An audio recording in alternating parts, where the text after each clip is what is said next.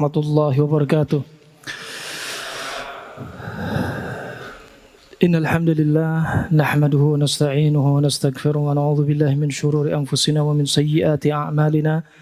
May yahdihillahu fala mudilla lahu wa fala hadiyalah. Asyhadu an la ilaha illallah wahdahu la syarikalah wa asyhadu anna Muhammadan 'abduhu wa rasuluhu. Amma ba'd. Bapak, ibu-ibu yang saya muliakan karena Allah Subhanahu wa taala, sungguh kesempatan yang indah pada malam hari ini kita berjumpa setelah sekian lama kajian-kajian melalui online saja. Dan perlu diketahui malaikat Jibril, para malaikat tidak mengepakkan sayapnya melalui kajian online. Ya. Malaikat sebagaimana disebutkan Nabi SAW, yadha ajnihatahu ridwan bima yasna'. Malaikat itu mengepakkan sayapnya ridha dengan apa yang diperbuat dari hamba-hamba Allah. Dengan apa? Bermajelis. Majelis apa? Majelis offline. Barakallahu fiik. Malaikat gak ada di dalam YouTube. Ya. Malaikat adanya di kajian offline seperti ini. Kajian yang seperti ini yang sebenarnya untuk menaikkan imun dan iman kita. Ketika kita panik berlebihan, dibahas dalam kitab-kitab semacam ini, justru paniknya kita akan menggerogoti imun kita. Nabi Yakub matanya buta, kenapa? Sedih berlebihan, takut berlebihan, marah berlebihan, panik berlebihan. Akhirnya matanya buta. Makanya Allah sebutkan dalam surat Yusuf ayat 84, wa biyaddat 'ainahu minal huzni fahuwa kadhim. Dan kedua mata Nabi Yakub, kenapa? Karena sedih. Makanya dengan hadirnya Anda berjumpa dengan orang yang dicintai karena Allah, itu apa? Nambah senangnya kita. Nah, barakallahu fikum. Fa ini nikmat dari Allah. Allah kasihkan kita umur panjang untuk bisa bermajelis, untuk bisa bertemu kembali, ya. Dan kita kali ini terus terang pertemuan pertama kita. Ya, pertemuan pertama kita. Dan juga rahimana rahimakumullah, Nabi SAW sebagaimana menyebutkan dalam hadis Al-Qudsi, wajabat mahabbati lil mutahabbina fiyya walil mutajalisina fiyya walil mutazawirina fiyya. Kecintaanku, kata Allah, wajib ku berikan kepada siapa? Yang saling berziarah. Kita saling berziarah dari Bogor sampai sini, ngapain kalau enggak ingin duduk sama bapak-bapak? Ya. Kemudian apa? Lil mutajalisina fiyya, duduk karena aku, kata Allah. Duduk karena Allah. Duduknya kita karena Allah, bukan karena dunia. Nah, dan apa yang berikutnya? Lil mutahabbina fiyya, saling mencinta karena Allah Subhanahu wa taala. Kita. Dan Allah kalau memberikan kecintaan kepada hambanya, Allah memanggil malaikat Jibril untuk mencintai siapa yang dicintai oleh Allah. Dan Allah memerintah malaikat Jibril untuk malaikat yang lainnya untuk mencintai siapa yang dicintai oleh Allah Subhanahu wa taala.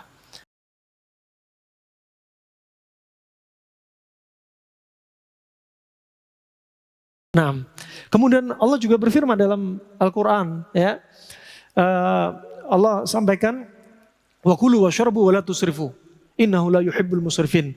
Makan dan minum kalian jangan berlebih-lebihan. Kata Allah Subhanahu wa taala. Dan di sini kata Imam As-Suyuti, di sini ada separuh dari ilmu kedokteran. Separuh ilmu kedokteran pada satu ayat ini, coba bayangin. Kenapa? Karena sarang penyakit kita itu perut. Hipokrates saja bapak kedokteran sudah bilang, ya, you are what you eat. Apa yang kau makan, ya tubuh kamu seperti itu. Penyakit kamu ya dari apa yang kau makan. Nah, kedokteran Islam juga demikian. Al-Harith bin Kaldah, dokter yang hidup di zaman Nabi. Ya, kata dia, wa kanatil ma'idatu ra'sud da' wal himyatu ra'sud dawa. Dan perut ini adalah sarangnya penyakit. Dan inti dari pengobatan penyakit adalah menjaga pola makan. Subhanallah. Wa'awidu al-jism ma'tad. Kembalikan tubuh kepada kondisi semula. Kondisi semula tubuh itu apa? Normal. Kalau bapak kebanyakan makan panas ketemu panas. Panas ketemu panas itu bukan bakso sama mie ayam, bukan. Contohnya nasi sama ayam, misal. Ya. Tubuh kita akan condong panas terus. Kalau panas terus, akan timbul penyakit dalam tubuh kita yang sifatnya panas. Sebaliknya, kalau dingin ketemu dingin, tubuh kita akan bersifat dingin. Jika tubuh kita dingin berlebihan, akan membahayakan kita. Makanya kembalikan tubuh pada kondisi tengah. Kata kedokteran klasik Islam. Ya, kalau panas, orang panas ketemu panas berlebihan akan muncul penyakit panas. Kalau orang punya penyakit panas, pantangannya apa? Kurangi yang panas-panas, obati dengan makanan minuman yang sifatnya dingin. Biar kembali ke semula. Sebaliknya dingin juga demikian. Orang terlalu panas, bahaya. Orang terlalu dingin, bahaya. Kita tadabburi firman Allah Subhanahu wa taala ketika Allah berkata kepada api yang menyala-menyala, yang berkobar ketika ingin melahap Nabi Ibrahim, ketika dilempar melalui ketapel menjanik, ya, dilempar ke bara api, kemudian Allah berkata kepada api, "Qulna ya naru kuni bardaw wa salaman ala Ibrahim." Kata Allah apa? Wahai api, jadilah kamu dingin. Allah nggak diem di sini, nggak berhenti. Jadilah kamu dingin, tapi dilanjutin sama Allah. Dingin wasalama, dingin tapi menyelamatkan bagi Ibrahim. Seandainya tidak ada kalimat dingin, menyelamatkan, dingin saja, bisa-bisa Nabi Ibrahim mati kedinginan, meninggal kedinginan. Ya, panas berlebihan membahayakan, dingin berlebihan membahayakan. Kembalikan di tengah-tengah. Barakallahu fikum. Fa ini rahimakumullah hanya muqaddimah. Muqaddimah kedokteran Islam. Anda dilatih jadi dokter di rumah Anda dengan pengobatan yang simpel sekali. Sehat itu mudah, sehat itu murah. Bagi siapa? Bagi yang tahu. Nah, kemudian rahimakumullah, berikutnya kalau kita lihat Tibbun Nabawi, pengobatan Tibbun Nabawi, kata Ibnul Qayyim adalah pengobatan yang mutayaqqanun qat'iyyun li'annahu yasdur min akhbar al-ilahi. Wala yadfa'anhu al-aql. Tibbun Nabawi, pengobatan ala Nabi adalah pengobatan yang meyakinkan. Pengobatan yang jelas. Ilmu pasti pengobatan Tibbun Nabawi. Qat'i. Ya, kenapa? Karena sumbernya dari wahyu. Kalau ada orang ngobati pakai cara Tibbun Nabawi, tapi pasanya nggak sembuh, berarti yang perlu dikoreksi yang ngobatin. Mungkin dia nggak pas resepnya. Karena apa? Ini wahyu. Dan pengobatan Tibbun Nabawi kadang apa? Ba'dun nas ajazu an dzalik. Sebagian manusia, kedokteran-kedokteran lainnya lemah akal mereka dari seperti pengobatan Tibbun Nabawi. Contoh, Nabi menyebutkan tentang sayap lalat. Dokter nggak akan meneliti kalau Nabi nggak nyampein. Dalam hadis Abu Hurairah riwayat Imam Bukhari dan Muslim, Nabi SAW bersabda, "Idza waqa'a dhuba fi ina'i ahadikum falyakmishu, thumma liyanza'hu, fa inna fi ahda janahi da wa fil ukhra shifa." Kata Nabi apa? Kalau ada bejana kalian, ini kemasukan lalat. Apa kata Rasulullah? Falyakmishu. Ini detailnya bahasa Arab ya. Huruf fa di situ memberikan makna mekanisme. Bukan hanya celupin, tapi apa? Fa dalam bahasa Arab yufidu as-sur'ah. Artinya memberi makna apa? Cepat celupin. Ada lalat? Lalat. Kemudian apa? Tsumma liyanzahu, cepat keluarin. Apa faedahnya? Kata kedokteran dari Mesir, ya para ahli dokter dari Mesir, ketika lalat cepat dicelupkan, ketika lalat masuk pertama kali, satu sayapnya itu membawa ribuan bakteri. Ketika dicelupkan cepat-cepat, layaknya bom yang ditarik pelatuknya, dia cepat meledak, satu sayapnya itu mengeluarkan penawar untuk membunuh ribuan bakteri dari sayap satunya.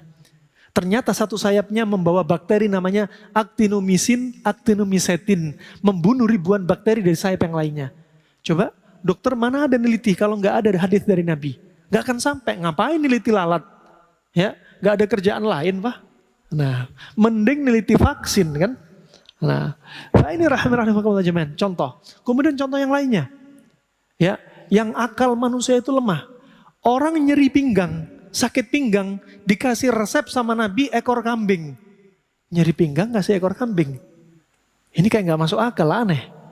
Padahal Nabi bersabda dari hadis Anas bin Malik, riwayat Ibnu Majah, riwayat Imam Ahmad dan yang selainnya.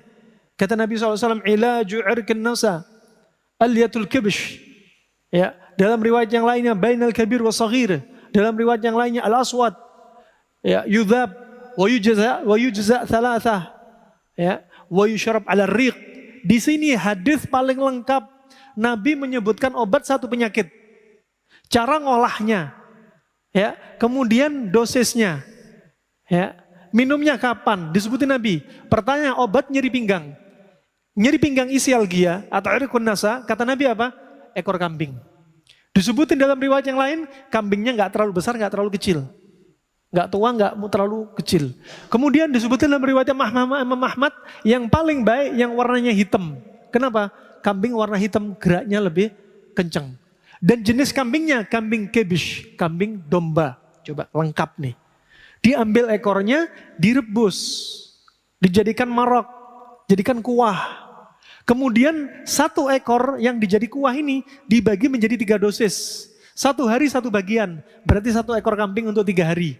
Dan kata Nabi, diminum kapan? Yushrab ala riq, diminum ketika perut kosong. Masya Allah. Saya coba pasien-pasien, Masya Allah, waktu di Yaman, juga di sini. Subhanallah, banyak orang nyeri pinggang seperti ini. Ya Allah, terapi 2 pekan yang parah. Disuntik gak sembuh, minum vitamin gak sembuh, penurun nyeri gak sembuh. Ya, ternyata minum ekor kambing, kuahnya ekor kambing ini Masya Allah sembuh. Kita harus yakin ini pengobatan dari wahyu. Nah, pengobatan dari wahyu. Dan isialgia biasanya karena apa? Misalkan untuk nelayan sering melempar jala ke samping. Sehingga ketarik satu saraf. Untuk pemain golf ke samping. Ya, kalau main golf ke samping, ke sana, diimbangi oke. Kalau nggak imbang, gini terus pukulannya. Kemudian main bulu tangkis, yang dipakai tangan ini terus. Kena juga. Kemudian orang obesitas, duduk terus, kena isialgia. Ibu-ibu obesitas, berdiri cuci piring terus, kena isialgia. Ya, kadang ada kasus, ya, kadang tenaga kesehatan ada yang nyuntik, permisi dibokong, 1 obat, kena sarafnya, kena isialgia. Ekor kambing ini Masya Allah. Nah ini siapa yang neliti kalau Nabi nggak nyampein? Memangnya nggak ada kerjaan neliti ekor kambing? Nah ternyata dokter dari Mesir neliti hadits Nabi ini, diteliti sama mereka. Ternyata ekor kambing mengandung 1 enzim. Enzim apa? Enzim namanya prostaglandin. Enzim ini berfungsi untuk mengurangi nyeri dan mengurangi inflamasi. Dokter baru neliti, laborat baru neliti. Pasti haditsnya Nabi ada sesuatu. Ini baru membenarkan. Jangan jadi orang belajar ilmu pengobatan, kedokteran modern, mendustakan tentang hadis tentang lalat. Jangan. Ya, satu syariat didustakan, membahayakan keimanan kita. Walaupun tentang ilmu pengobatan dari Nabi SAW. Fa ini rahimakumullah jami'an. Kemudian juga diantaranya disebutkan tentang surat Yunus, surat Yusuf ayat 84 tadi. Ya, surat Yusuf ayat 84. Ketika Allah berfirman, apa? Wa biyaddat aynahu minal huzni fahuwa kadhim. Kedua mata Nabi Yakub memutih. Kenapa memutih? Kata Allah, karena sedih. Sedih yang bagaimana? Sedih berlebihan. Sedih campur takut, sedih campur panik, sedih campur marah. Nabi Yakub sedih berpisah dengan Nabi Yusuf hampir 40 tahun. Sehingga matanya memutih buta sekitar 6 tahun. Ya, kemudian Nabi Yakub ini marah dengan siapa? Dengan anak-anaknya yang mencelakakan Nabi Yusuf. Dan dia panik khawatir terjadi apa-apa dengan Nabi Yusuf. Sehingga Nabi Yakub dijuluki Israel. Kenapa? Ada yang menyebutkan al-isr fil lail. Isr fil lail, yaitu melakukan perjalanan di malam hari. Kenapa? Mencari terus setiap malam, teriak, nyari, ya, Yusuf dicari. Nah, makanya jangan juluki orang Yahudi itu Israel, karena itu julukannya Nabi Yakub. Ya, Yahudi ya Yahudi. Kemudian rahimakumullah jami'an. Ya, kemudian di sini ternyata diteliti sama dokter dari Mesir, dokter modern, baru membenarkan. Dari Al-Qur'an dibenarkan akhirnya. Apa?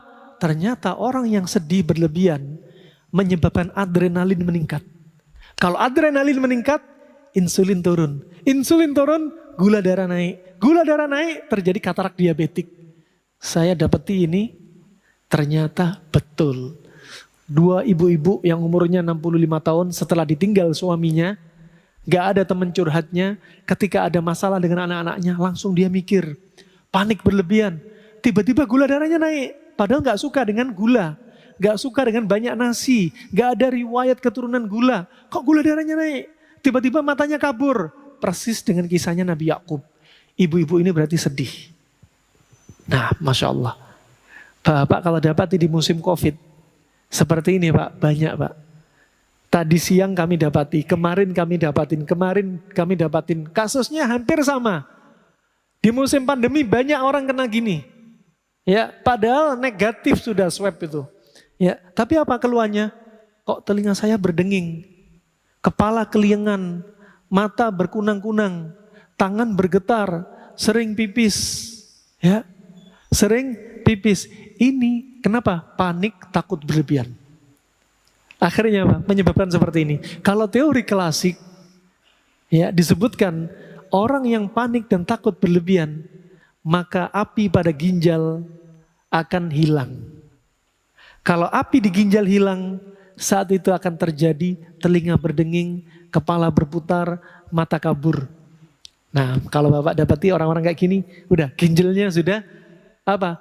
Sudah hilang apinya. Kenapa? Karena panik berlebihan. Termasuk turunnya imun karena disebabkan seperti ini. Kalau kita punya motor kita ada karburator, ada bensinnya. Karburator sama bensin gak akan jalan kemana-mana kalau gak ada api dari busi.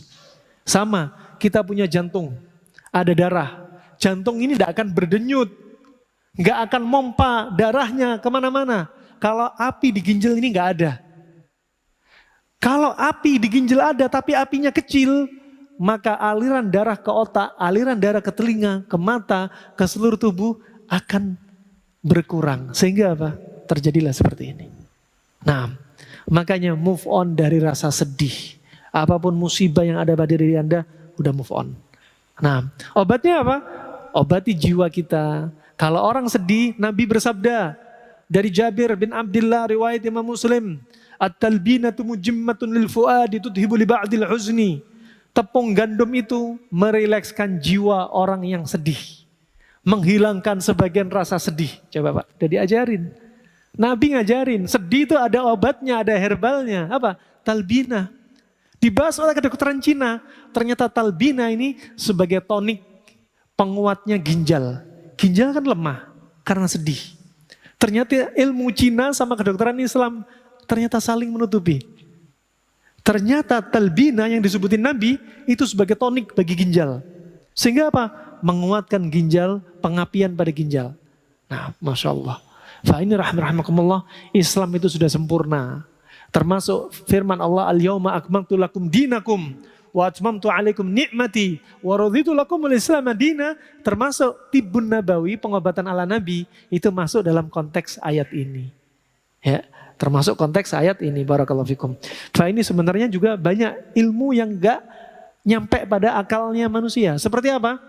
Nabi juga ada pengobatan dengan apa? Minum air kencing onta. Kan aneh, kencing onta diminum, gak najis Pak. Hewan yang boleh dimakan, hewan yang boleh disembelih, gak najis tuh kotorannya. Najis, dari pipisnya gak najis. Nah, kencing onta ternyata sangat bagus untuk kasus liver, hepatitis, serosis. Kencing onta disampur sama susu onta. Nah, ini pernah dilakukan oleh Syekh Muqbil rahimahullah ta'ala. Nah, Syekh Muqbil rahimahullah ta'ala menggunakan terapi seperti ini. Kalau orang Yahudi, terapi menggunakan kencingnya istrinya sendiri. Wah, ini udah keluar dari syariat. Wah, ini pengobatan tibbun nabawi, lain cerita. Halal, pasti ada rahasia di situ kalau kita bahas. Allah Subhanahu wa ta'ala telah berfirman dalam surat, yaitu surat An-Nur ayat 50. Afi qulubihim maradun amir tabu. Apakah dalam hati kalian ada penyakit atau kalian ragu-ragu? Di sini berarti ada penyakit apa? Penyakit hati, yaitu nifaq. Berarti ada penyakit hati. Al-Quran juga menyebutkan penyakit syahwat.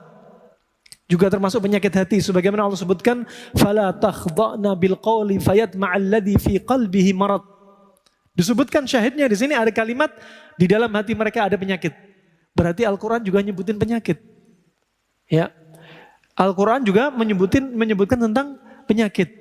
Berarti apa? Islam sebenarnya mewasiatkan, mengajarkan bagaimana menjaga kesehatan dari penyakit hati, penyakit fisik. Ya, ada. Imma disebutkan secara tersurat atau kadang tersirat. Akan kita lalui. Ya, dan ilmu pengobatan sangat luas. Datang dari Nabi, datang dari firman Allah Subhanahu wa taala, dan kadang nggak datang dari dua-duanya. Tidak ada dalam Al-Quran, tidak ada dalam hadis, tapi kedokteran Islam meneliti apa dibalik hikmah yang Nabi sampaikan, Nabi lakukan. Atau terkadang sama sekali nggak datang dari Islam, tapi mereka menjadikan satu pengobatan ini mujarab, sudah teruji coba. Makanya Nabi SAW ya, ketika ditanya tentang urusan dunia, sebagaimana disebutkan dalam riwayat Imam Muslim dalam sahihnya dari Aisyah, apa kata Nabi? Antum a'lam bi umuri dunyakum.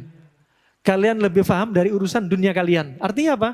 Urusan dunia termasuk ilmu pengobatan sah. Walaupun pengobatan itu nggak datang dari Nabi, sah. Selama apa? Nggak ada pelanggaran syariat, nggak ada unsur kesyirikan, nggak ada unsur-unsur yang menjadikan ini pengobatan yang menyimpang, ya, yang nggak ada uji coba, yang juga nggak ada dalam syariat. Teruji coba juga enggak. Ya. Rahimakumullah, fa antum a'lam bi umuri dunyakum. Contoh tentang al-fasdu. Fasdu atau flebotomi dengan menyayat pembuluh darah vena. Ini pengobatan Arab klasik. Sejak sebelum Nabi sudah ada. Dan ini nggak bisa dinisbatkan pengobatan Nabi. Fasdu nggak bisa dikatakan saya ingin terapi tibun nabawi dengan fasdu. Jangan dulu, jangan bilang tibun nabawi. Fasdu nggak ada dalilnya. Adapun yang disebutkan Ibnu Qayyim dalam Zadul Ma'ad fi Hadi Khairil Ibad, khairu ma tadawaitum bihi al-hijama wal fasd. Sebaik-baik kalian berobat dengan bekam dan fasdu. Disebutkan Ibnu Qayyim riwayatnya Bukhari. Ternyata di dalam riwayat Imam Bukhari nggak ada. Berarti Ibnu Qayyim salah sebut. Berarti fasdu bukan dari Nabi. Kemudian apakah bukan dari Nabi kemudian fasdu dilarang? Dilarang apa enggak Bapak-bapak? Enggak. Dalilnya apa? Antum a'lam bi umuri dunyakum. Kalian lebih paham tentang urusan dunia kalian. Artinya apa? Bebas. Fasdu enggak ada diajarin Nabi, tapi itu sudah mujarab. Kalau ada orang bertanya, kenapa sih pakai terapi fasdu, flebotomi, diiris pembuluh darah venanya atau kadang ditusuk jarum, kemudian dibuang. Dan ini terapi pada kasus terapi orang yang ekses. Apa itu ekses? Kasus yang berlebihan. HB terlalu tinggi, gula darah terlalu tinggi, tensi terlalu tinggi, kolesterol terlalu tinggi. Ya, nah, ini yang ekses namanya berlebihan, maka dibuang, dikeluarin. Kemudian ada yang bertanya, ini ngapain darah dibuang? Kan lebih baik donor darah dimanfaatkan untuk orang lain. Tunggu dulu, donor darah dilarang pada kasus-kasus tertentu. Tensi di atas 140 kan nggak boleh donor. Ya, HB 18 atau 18 ke atas atau berlebihan, kalau nggak dikeluarin dari tubuh biasanya gatel di tubuh. Ya, kalau didonor juga nggak boleh, HB-nya terlalu tinggi. Gula darah di atas 120, gula darah puasa, nggak boleh didonorkan. Ya, kemudian orang yang post COVID nggak boleh donor darah. Padahal dengan fasdu justru orang yang sedang COVID atau post COVID itu difasdu. Kenapa? Orang yang kena COVID biasanya ada pengentalan darah. Kenapa? Tubuh kalau sakit, makanya Allah berfirman, la tukrihu mardakum bi ta'am wa syaraf fa innallaha tabaraka wa ta'ala yutimmu miskin. Jangan paksa orang yang sakit di antara kalian untuk makan dan minum, karena Allah lah yang memberi makan dan minum. Kalau ada orang COVID hilang rasa, jangan dipaksa makan. Ini bimbingan Nabi. Orang kalau sakit, sengaja nggak nafsu makan, lidahnya pahit, demam, itu mekanisme tubuh yang Allah jadikan bagi tubuh dia. Untuk apa? Biar tubuh yang sifatnya dingin lembab. Lihat, orang yang kena COVID kalau Bapak perhatikan, makanya orang muslim harus apa? Ngambil ibrah. Fa'tabiru ya ulil absar, fa'tabiru ya ulul albab. Kita harus mikir dari COVID awal muncul sampai sekarang, sehingga kita tahu polanya. Kalau ada orang COVID, ciri-cirinya apa?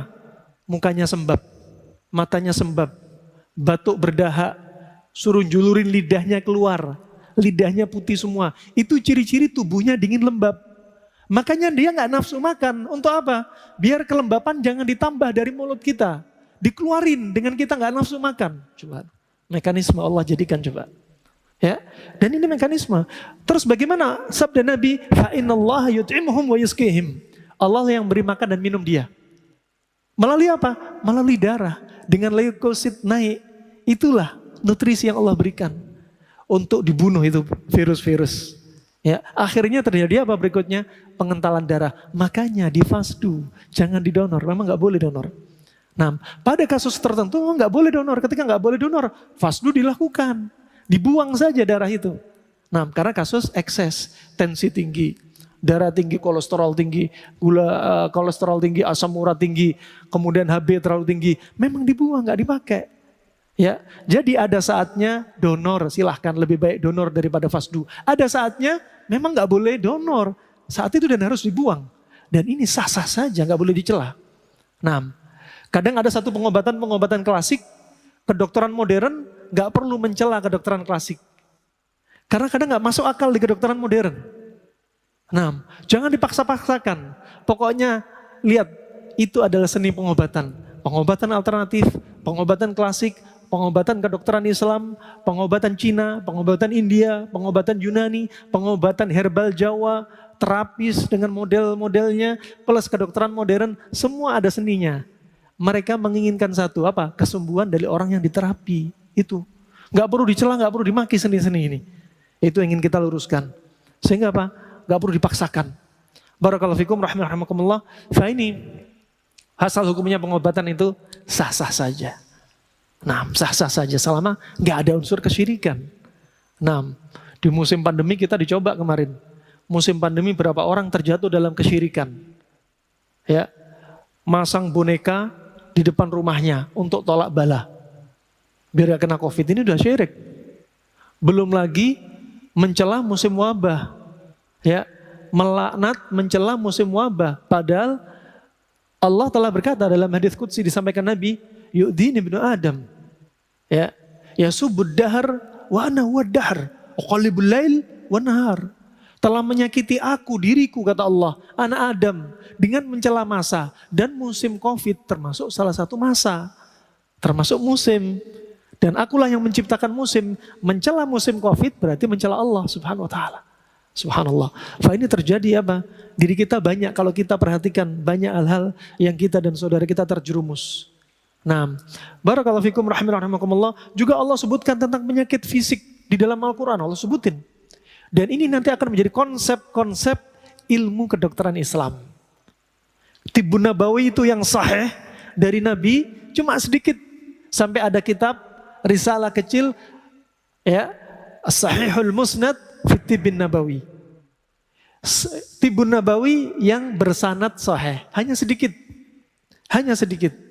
Tapi yang sedikit ini kemudian menjadi konsep bagi para ulama. Ya, dan subhanallah kami keliling untuk mencari kitab Tibbun Nabawi, keliling ketika umroh, ya, cari kitab itu betul-betul susah. Dapat kitab sebelum ditutup kemarin, sebelum umrah ditutup, dapat kitab, itu pun di bawah kolong lantai bawah. Nempel, ditaruh di lantai, nggak di atas rak buku. Kayak nggak dimuliakan aja ini buku. Dikarang oleh Abul Husain Al-Baghdadi, tahun 400 Hijriah. Saya buka isinya, penyebab kanker, obatnya kanker, coba. Sudah disebutin. Nah, saking semangatnya para ulama, agar apa? Ilmu ini nggak ditinggalin. Makanya Imam Syafi'i berwasiat, la taskunanna fil bilad alladhi laisa fihi alim yuftik an dinik, wa laisa fihi tabib, wa laisa fihi tabib yumbi'uka an maradi jazadik. Ya. Jangan kamu tinggal di satu negara yang di situ nggak ada seorang alim yang berfatwa tentang agama kamu. Dan jangan tinggal di satu negara yang di situ nggak ada satu orang dokter pun yang mengabarkan tentang penyakit yang ada pada tubuhmu. Ini penting, dua profesi penting. Seorang alim mengobati penyakit fisik, penyakit hati, syubhat dan syahwat. Seorang dokter mengobati penyakit fisik. Ini profesi yang dibutuhkan. Dan Allah Subhanahu wa taala menyebutkan Laisa 'alal haraj, laisa 'alal a'ma harajun wala 'alal a'raji haraj wala 'alal maridi haraj. Di sini disebutkan, di situ syahidnya ada penyakit. Ya, ada penyakit badan, di antaranya ada yang pincang, ya, ada yang buta, ada yang sakit, ya. Mereka dapat udzur. Ini berarti ada konsep sehat, ada konsep sakit. Nah, dan Islam juga mengajarkan, bahkan diperbolehkan bagi orang yang sakit untuk apa? Berobat dengan apa? Istifraq, mengeluarkan sesuatu di dalam tubuh, termasuk fasdu. Fasdu itu istifraq. Unsur di dalam tubuh yang berlebihan itu dibuang. Dari apa? Al-mawad al-mu'diyah, unsur-unsur materi yang berbahaya di dalam tubuh. Penyakit orang-orang masa dahulu, penyakitnya apa kira-kira? Muncul dari kasus kurang gizi. Penyakit masa lalu. Anemia, meteorismus, busung lapar, ya, masa lalu. Penyakit sekarang apa? Penyakit kelebihan gizi, ya, kolesterol, asam urat. Habis makan pegang perut, ya Allah kekenyangan aku. Kenyang ngeluh, lapar ngeluh. Inilah orang di zaman kita. Nah, barakallahu fikum. Penyakit sekarang coba Anda lihat, penyakit sekarang rata-rata itu kelebihan gizi. Ya, kolesterol, asam urat, kencing manis. Makanan kalau berlebihan numpuk, nanti akan menjadi plak di usus kita. Ya, kajian ini akan menjadi kajian yang apa? Berseri. Ya, apa yang menyebabkan plak numpuk di usus? Karena makanan kita. Bagaimana cara makan yang baik? Ada pada babnya. Nah, sampai disebutkan kalau Anda sakit, Anda memaksa orang sakit untuk dikasih makan, sesungguhnya Anda sedang memberi orang sakit itu nutrisi bagi penyakit. Nah, tentang hikmah puasa banyak. Apa aja manfaatnya puasa? Nah, saking banyaknya bingung mau keluar yang mana dulu ini ya. Yang jelas pertemuan kita kali ini hanya muqaddimah. Kata pengantar saja. Ya. Nah, kata pengantar. Artinya apa? Allah sudah sebutin dalam Al-Qur'an, dalam hadis, ya. Kemudian rahimakumullah jami'an. Dalam Al-Quran juga disebutkan ada isyarat di situ kesembuhan dan pengobatan. Ya, sebagaimana Allah Subhanahu Wa Taala berfirman, "Qad ja'atkum mau'idhatum mir rabbikum wa shifaa'un lima fis sudur." Di sini syahidnya apa? Syifa, obat bagi penyakit hati. Nah, obat bagi penyakit hati disebutkan dalam Al-Quran. Nah, kemudian rahimakumullah juga Nabi SAW termasuk bimbingannya melarang manusia untuk mendekati atau menjerumuskan dirinya kepada hal-hal yang menyebabkan dia sakit. Artinya apa? Ada bimbingan dari Nabi untuk kita menjaga kesehatan kita. Coba dari Al-Quran, kalau kita perhatikan, فَلْيَنْظُرِ الْإِنسَانُ إِلَى طَعَامِهِ. Surat apa? Surat Abasa ya. Falyanzuril insanu ila ta'ami. Hendaknya manusia melihat makanan yang dia makan. Ini ada ilmu kedokteran. Makanan yang dimakan dilihat. Makanan ini halal atau haram. Makanan ini bikin penyakit bagi saya apa enggak. Makanan ini pantangan bagi saya apa enggak. Perlu dilihat. Walaupun makanannya halal akan menjadi penyakit. Jika apa? Makanan halal itu pantangan bagi kita. Orang darah tinggi, boleh nggak makan kambing? Pantangan bukan? Nah, dalam konsep kedokteran Islam, orang darah tinggi, pantangannya kambing. Kalau ada yang mengatakan kambing itu nggak bikin penyakit, yang bikin penyakit itu kalau ada santannya, ini keliru. Kenapa? Karena ada konsep panas dingin. Darah tinggi kira-kira sifatnya panas atau dingin? Panas. Kambing panas atau dingin? Panas ketemu panas, tubuh akan panas. Darah tinggi tambah naik. Ini konsep. Sebenarnya ada dalam kedokteran Islam. Diambil dari konsep makanan Nabi. Nabi kalau makan kurma sama semangka. Nah, kata Nabi kepada Aisyah, "Nadfa'u harra hadza bi bardi hadza wa burda hadza bi harri hadza." Kita netralkan, kita rusakkan panasnya kurma dengan dinginnya semangka. Dan dinginnya semangka dengan panasnya kurma. Ini sebenarnya konsep diambil untuk ilmu pengobatan. Masya Allah. Kalau nggak dibahas ya nggak paham. Barakallahu fikum. Juga Allah Subhanahu wa taala telah berkata kepada Nabi Ibrahim, "Wa idza maridtu fahuwa yashfin."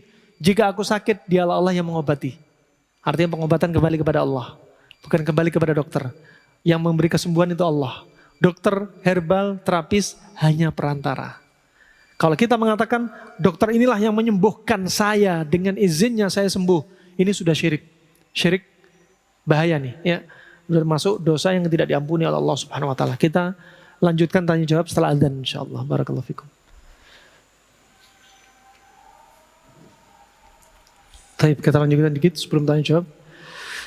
Kemudian rahmatullah juga disebutkan terapi Nabi contoh. Yang kadang kedokteran selain tibu nabawi kadang belum sampai seperti ini. Ketika Nabi sholat pernah disengat kalajengking. Disengat kalajengking. Dan waktu itu ya Nabi sampai keluar dari sholatnya, saking sakitnya.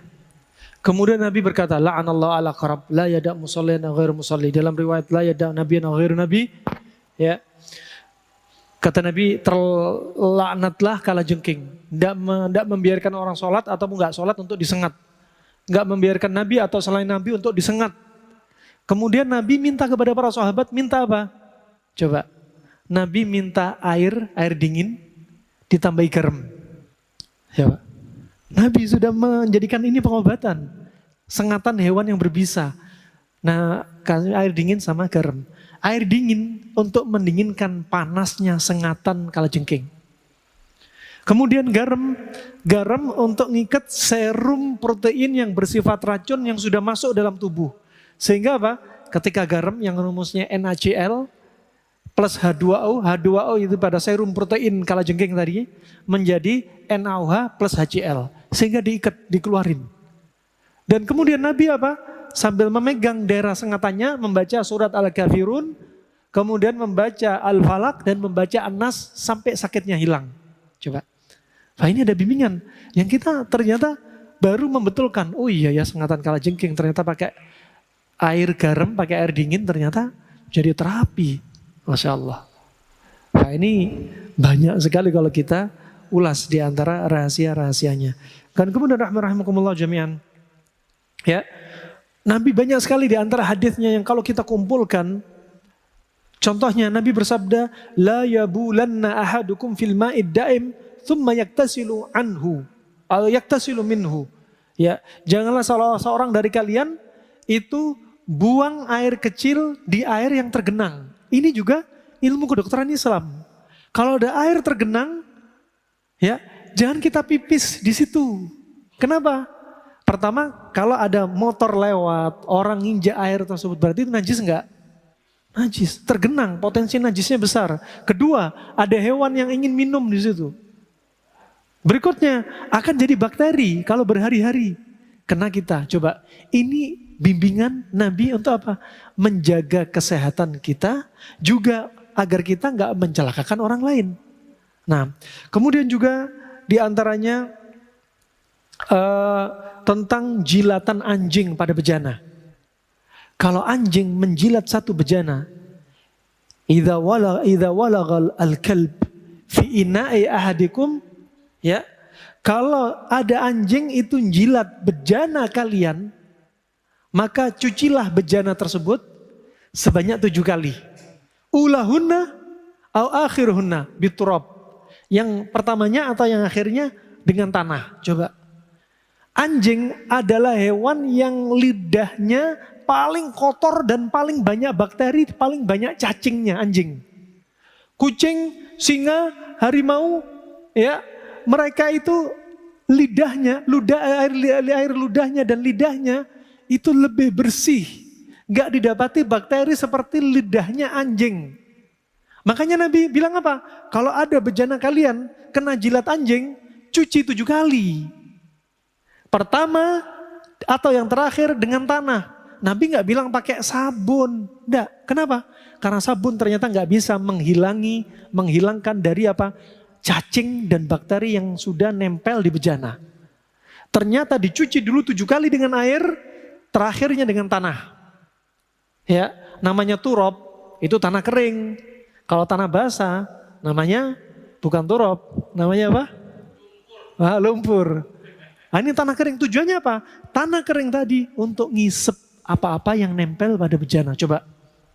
Akal kita nggak nyampe kadang seperti ini. Tapi Nabi sebutin, jelasin. Ini mukjizat ilmu yang dibawa Nabi SAW. Makanya hati-hati. Ya, jilatan anjing ini bahaya. Sampai disebutkan oleh para ulama, jilatan anjing ini mengandung cacing. Yang mana cacing ini akan menyebabkan penyakit paru-paru, penyakit liver, penyakit ginjal, penyakit otak, penyakit saraf, penyakit yaitu kesuburan pada kaum pria dan wanita. Hati-hati. Toksoplasma, macam-macam. Subhanallah. Nah, juga Nabi Allah Subhanahu wa taala juga melarang babi untuk dikonsumsi. Kenapa? Ternyata babi punya cacing yang ciri khasnya cacingnya punya 2 tanduk. Yang cacing ini mampu menembus organ-organ manapun. Coba. Dan babi salah satunya hewan yang makan najisnya sendiri dan hewan paling jorok. Makanya dilarang sama Islam. Nah, agama Islam Masya Allah agama yang betul-betul menjaga kebersihan betul. Sampai-sampai ada teman kita di Jakarta cerita, teman kita di Amerika juga cerita. Banyak orang yang kerja di laundry, non-muslim kerja di laundry. Ketika dapat pakaian dari pakaian non-muslim, bencana bagi mereka. Pasti celana dalamnya bau, permisi. Tapi kalau dapat pakaian orang muslim, senang. Kenapa? Pakaian dalamnya itu bersih. Dicuci mereka, bersuci. Nah, ini rahimakumullah mereka masuk Islam gara-gara kerja di laundry hanya kayak gini coba. Islam betul-betul sempurna. Kemudian rahimakumullah berikutnya, Nabi juga mengajarkan asalib ri'ayah, as-sihiyah wal waqa'iyah li jirsihi. Nabi mengajarkan isolasi mandiri dari orang sakit, termasuk musim pandemi. Di antara bimbingan Nabi, la yuridanna mumridun an musih. Jangan campur orang sakit dengan orang sehat. Kalau pilek, udah mending gak usah datang ke masjid. Jangan campur. Ini bimbingan dari Nabi SAW. Kemudian juga diajarkan apa? Terkait musim pandemi kita ada bersuci. Ketika wudhu kita ada istinsyak, istinthar. Keluarin terus.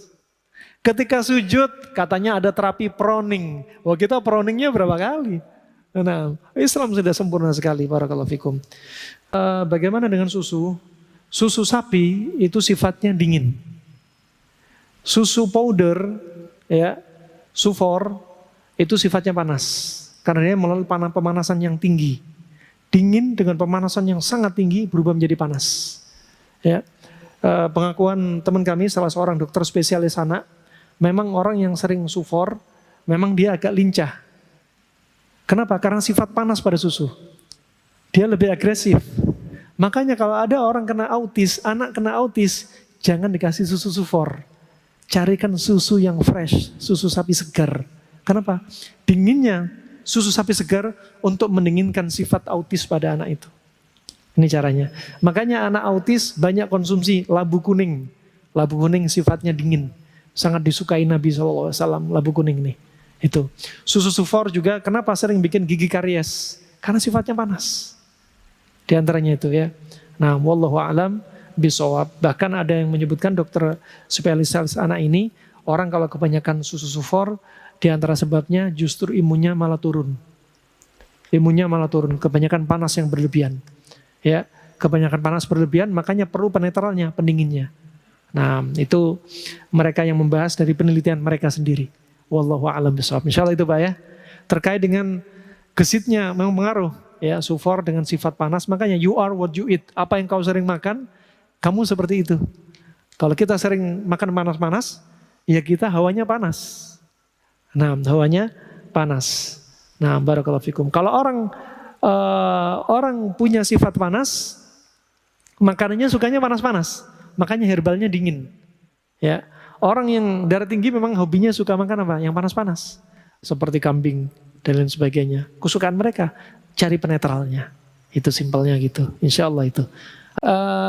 Masalah tidur setelah sholat subuh. Larangan tidur setelah sholat subuh itu bukan dari Nabi.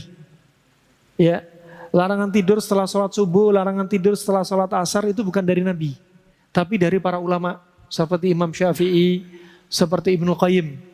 Ya, Ibnu Qayyim menjadikan tidur dibagi menjadi 3. Ya, khurqun, khulqun, humqun. Hurkun tidur di pagi hari. Kenapa dinamakan hurkun? Karena akan membakar rezeki dia. Pagi itu waktunya nyari rezeki. Kalau dibikin tidur rezekinya banyak hilang. Kemudian humkun. Humkun itu dungu. Tidur kapan? Tidur setelah sholat asar sampai maghrib. Bikin kedunguan. Ya, ini ilmu kedokteran klasik. Kemudian khulqun. Khulqun itu tidur qailulah. Nabi sudah bersabda, qil fa inna syaitana la yaqil. Ini bimbingan dari Nabi untuk kita tetap sehat. Tidurlah kalian tidur siang. Karena setan gak tidur siang. Tidur siang itu bisa sebelum zuhur sekitar 10 menit. Waktu-waktu dilarang kita sholat. Kita untuk tidur. Kalau hari Jumat gimana? Sebelum khotib naik tidur dulu? Bukan. Hari Jumat setelahnya.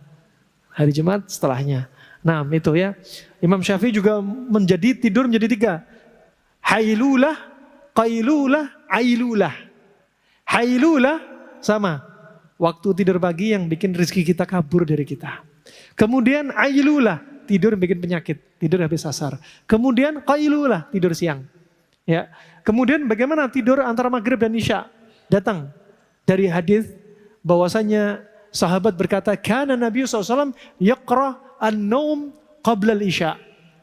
Nabi membenci tidur sebelum isya. Ini sabit dari Nabi. Sabit dari Nabi SAW. Insya Allah itu ya. Wow, kalau kita bahas Pak, ya Allah. Nanti kita belajar kurikulum ilmu kedokteran di masjid ini. Kedokteran Islam. Makanya dicatat Pak ya, dikumpulin nanti. Insya Allah itu saja yang bisa kami sampaikan, harap dimaklumi.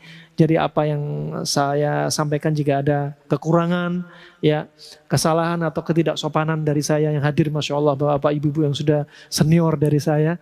Nah, dan harap dimaklumi sekali lagi kekurangan yang datang dari saya tidak lain kecuali karena diri saya dan karena gangguan syaitan.